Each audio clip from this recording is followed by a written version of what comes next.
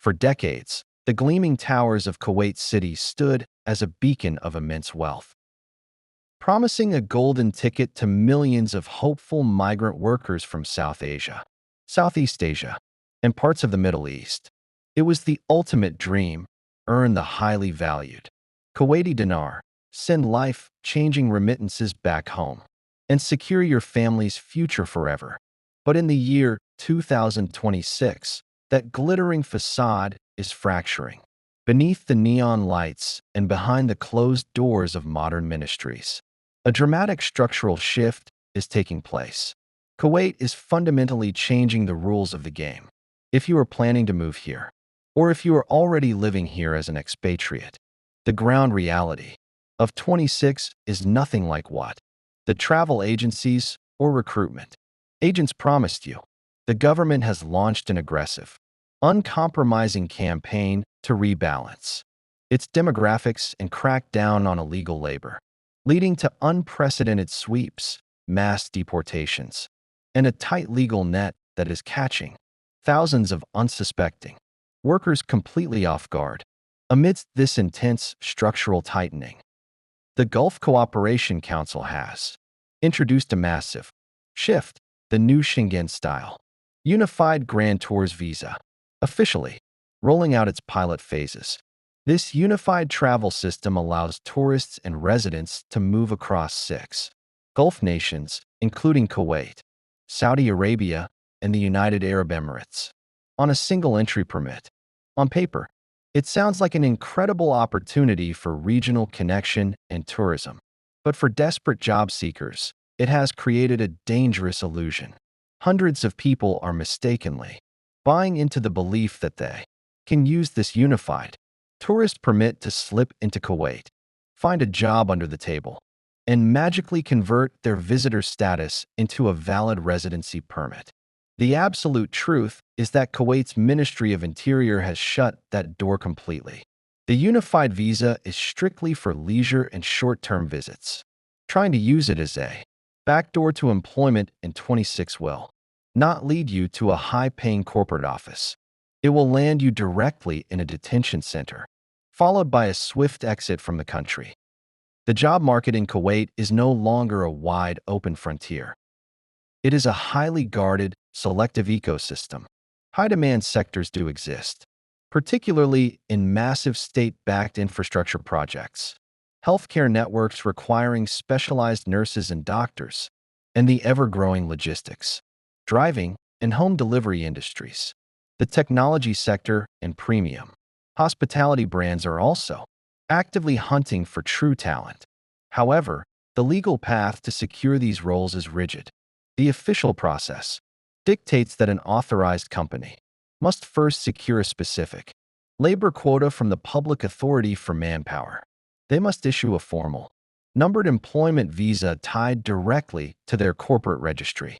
This document must pass through meticulous security screenings, medical checks in your home country, and a mandatory biometric registration process upon arrival. There are absolutely no shortcuts. If you do not hold a valid, company-stamped civil identity card matching your exact day-to-day employer, you are living on borrowed time. This strict rigidity has given rise to one of the most predatory underground financial traps in the entire Middle East: the illegal free visa or Azad visa scam. And scrupulous local sponsors, known under the traditional system as a kafil, abuse their corporate labor quotas by selling fake visas to desperate foreigners for thousands of dinars. The corrupt promise is beautiful: pay the fee, come to Kuwait, and work wherever you want, for whomever you want. But under Kuwaiti law, a free visa does not exist. It is a complete and absolute fiction. When you buy one of these permits, you are paying a criminal to become your legal guardian. You are completely at their mercy. If your official kafil decides to report you to the police for absconding, just to protect themselves, or if they demand an extortionate annual fee of 1,000 dinars just to renew your residency, you have zero legal recourse. You cannot complain to the authorities, because the very act of working for a company that is not your official sponsor, is a severe statutory violation. The consequences of stepping outside the official legal boundary are faster and more severe than ever before. In recent enforcement crackdowns, Kuwaiti security forces have successfully deported over 3,500 expatriates in a single month alone. This is not a temporary policy. It is a sustained, permanent campaign to cleanse the labor market of any irregularities. If you are caught doing freelance work, participating in an unapproved part-time job, or working with an expired residency card, you will face immediate administrative deportation. The financial cost is devastating. You forfeit your hard-earned money, lose your personal belongings, and are forced to pay massive fines that can easily accumulate to upwards of several hundred dinars. Even worse, under the newly integrated Gulf Cooperation Council security databases, a deportation order from Kuwait triggers an automatic, unified biometric blacklist. This means a single legal mistake in Kuwait will result in a lifetime ban across all 6 Gulf nations, permanently destroying your chances of ever working in Dubai, Doha, or Riyadh. Let us strip away the glossy promises made by recruitment agencies and look at the cold, hard economic arithmetic of living in Kuwait today. Your true survival depends entirely on your specific skill tier and your basic salary bracket. For an unskilled worker, such as a construction laborer, a domestic helper, or a cleaner, the average entry-level salary hovers between 80 dinars and 120 dinars per month. Moving up to semi-skilled professionals, including delivery riders, experienced maintenance technicians, and hospitality staff, the monthly income typically scales from 150 dinars to 250 dinars. Highly skilled professionals, like software engineers, certified medical nurses, and corporate managers, can expect to command anywhere from 500 dinars to well over 1,500 dinars per month. These numbers look impressive when converted into home currencies, but the local market will aggressively claw that money back the moment you land. Where you sleep and how you live will dictate whether you save money or fall into deep debt. If you are employed by a major industrial or construction firm, you will likely be placed in a company-provided labor camp located far out in the industrial zones like Amgara or Shuaiba. These camps provide a basic bed, shared kitchen facilities, and communal bathrooms. While this setup eliminates your rent expenses, it comes at a massive cost to your personal privacy and comfort, with up to 6 or 8 adults often sharing a single, confined room. On the other hand, if you are a semi-skilled worker who must find private housing in the city, a single shared room in areas like Kaitan or Farwania will easily cost you between 60 dinars and 100 dinars every month.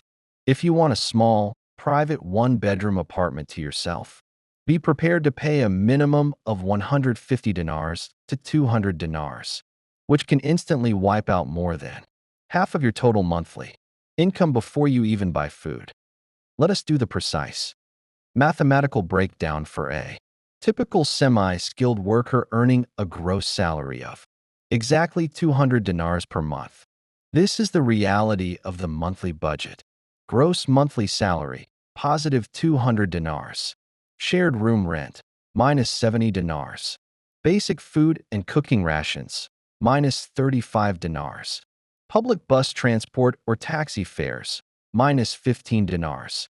Mobile plan, internet, and local utilities, minus 10 dinars. Mandatory local health insurances and fees, minus 5 dinars. Hidden international remittance transfer fees, minus 3 dinars. After subtracting these non-negotiable living expenses, this worker is left with a grand total of exactly 62 dinars in net savings. That is all that remains to send home to support an entire family, pay off old recruitment debts, and save for the future. If you face a minor personal emergency, require an unexpected tooth extraction, or want to buy a simple set of new clothes, your net monthly savings can easily drop to absolutely zero. Surviving this high-pressure economic environment requires a masterful understanding of Kuwait's public systems. Medical care is an absolute priority. Every single legal expatriate is required by law to pay an annual health insurance fee during their residency renewal. This grants you access to the public health card system. Under this framework, a visit to your local neighborhood clinic or a major public hospital requires a minor co-payment of just 2 to 5 dinars. This fee covers your general consultation and basic, essential medications. However, it is vital to know that mandatory corporate insurance policies have strict annual limits.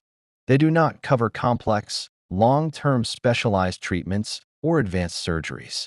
If you face a sudden, life-threatening medical emergency, you can access the emergency rooms of public hospitals without an advance payment, but the subsequent specialized care and ward stays will accumulate a separate bill that you or your official company sponsor must settle. Despite the grinding routine of the 6-day workweek, the expat community has mastered the art of finding joy and community without spending a single dinar. Friday is the universal day of rest and cultural revival. When the intense summer heat finally breaks, thousands of workers head out to the completely free public spaces along the Arabian Gulf Street. Public beaches like Agala and Messala become vibrant hubs of activity. Families and groups of friends set up simple charcoal grills for open-air barbecues, pitch small tents for weekend desert camping in the northern ridges, or gather in lush public parks like the Al Shahid Park.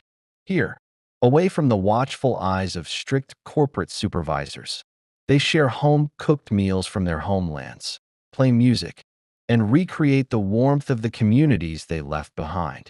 It is a vital, beautiful psychological safety valve that keeps millions of workers grounded and motivated in the face of intense daily stress.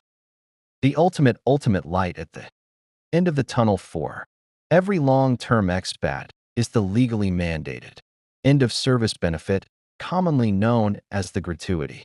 Kuwaiti labor law protects this fund fiercely to ensure you do not leave empty-handed. Under the official standard calculation formula for private sector workers, if you complete between 1 and 5 years of continuous service, you are legally entitled to 15 days of your basic salary for every single year worked. If you survive past 5 years of continuous service, the reward scales up dramatically to a full 30 days of your basic salary for every year completed after that milestone, up to a maximum legal cap of 2 years' worth of total salary. For a dedicated worker who has given 10 solid years of service to a single company, this final lump sum payment can easily accumulate to several thousand dinars. It is the ultimate nesting egg, the capital needed to finally buy a house or start a small business back home. However, you must ensure your employment contract is meticulously updated, because crooked companies will often try to deduct fake expenses or use technical loopholes to slash your final payout. So what is the definitive, unvarnished verdict on Kuwait in the year 2026? The honest truth is that Kuwait is no longer a welcoming playground for unskilled or casual labor. The golden era of drifting into the country on a loose permit and easily building a fortune under the table is completely dead. The legal moats are too deep, the security crackdowns are too intense, and the cost of living will ruthlessly consume low-wage salaries. If you are an unskilled worker, considering a massive loan just to buy a visa to come here, stop and think. Under the current legal framework, it is a highly dangerous gamble that could leave you financially ruined and permanently blacklisted across the entire region. However, if you are a highly skilled professional with a legitimate, ironclad corporate contract, guaranteed housing, and a monthly salary that allows for true net savings, Kuwait remains an incredibly stable, tax-free launchpad that can secure your family's financial future for generations to come. You simply must know the laws, protect your status, and see the reality for exactly what it is.